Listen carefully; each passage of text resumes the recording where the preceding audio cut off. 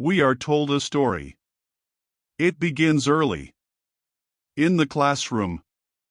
On the playground. In family homes. The story says, work hard, and you will succeed. Stay focused, and you will rise. Apply yourself, and the world will reward you. It is a comforting tale. Clean. Linear. Earnest. But it is a myth. And like all myths, it conceals more than it reveals. The belief in merit, in the pure equation of effort and reward, is not a truth. It is a tool. A mechanism of governance. A way to ensure that people police themselves in the name of hope. Hard work becomes the moral performance of obedience. Productivity becomes the visible sign of worth. And those who struggle? Those who falter? Those who are exhausted or excluded? They are not seen as victims of structure, but as failures of will. This is the brilliance of neoliberal power. It does not need to punish. It persuades. It encourages. It whispers that success is personal, that suffering is private, that inequality is deserved. And so you wake early. You hustle. You optimize. You monitor yourself. You turn every moment into value. Every rest into guilt. Every silence into strategy. This is not ambition. This is discipline. You are not free. You are functioning. You are not building a life. You are maintaining an illusion.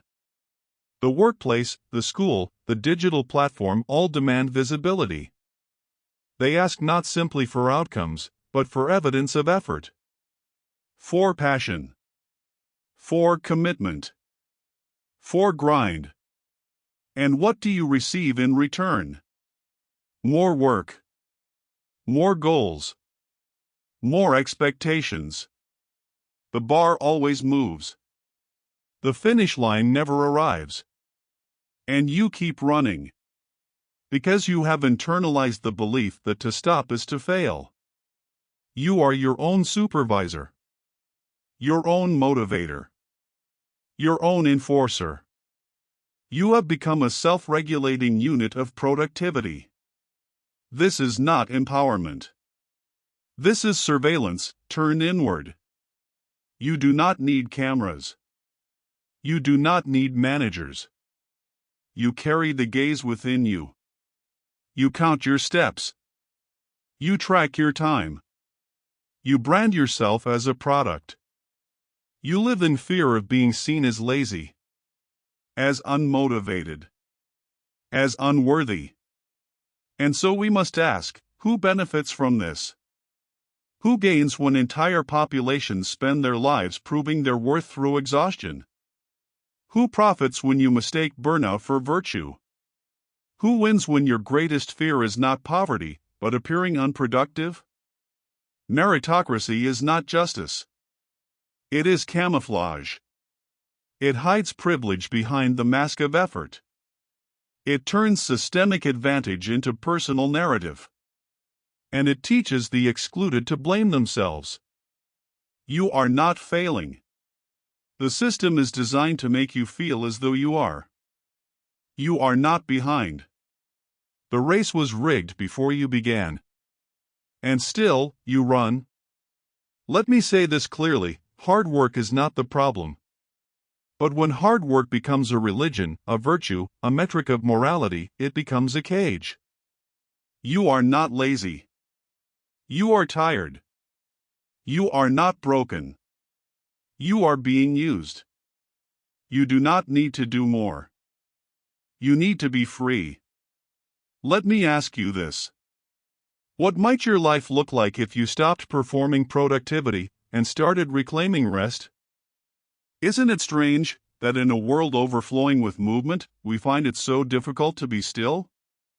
That we are not encouraged to relax, but trained to feel guilt when we do? That to pause, to reflect, to simply exist without producing is seen not as a right, but as a risk? We are taught that rest is laziness, that slowness is weakness, that unstructured time is a problem to be solved. But let me ask, when does the mind actually move freely? When does it solve, imagine, and create?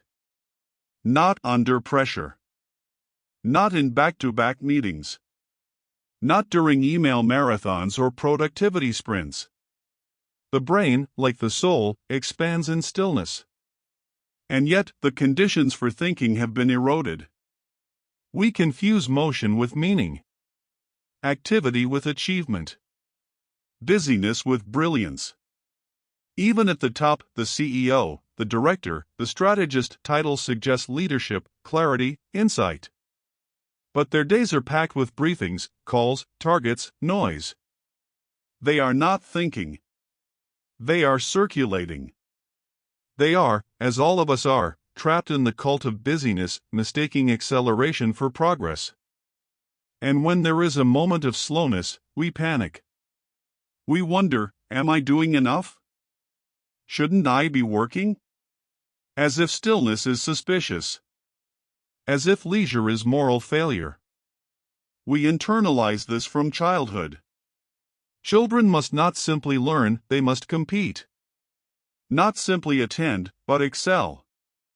They must achieve, perform, win badges, earn gold stars. Even their weekends are not their own. Clubs, tutors, activities, exhaustion before adolescence. We have replaced joy with obligation. And we call this success. But whose success? Who defines it? Who benefits from it? Who profits from a society where even rest must be earned? What if we have confused hard work with hard living?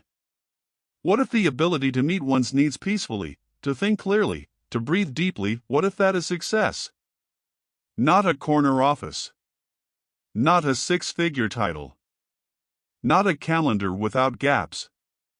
But a life with space to feel human. We must ask, why have we accepted a pace of life that drives us faster toward death? Why have we moralist movement? And why have we abandoned the thinkers, the wanderers, the still ones, those who remind us that rest is not a reward, but a right?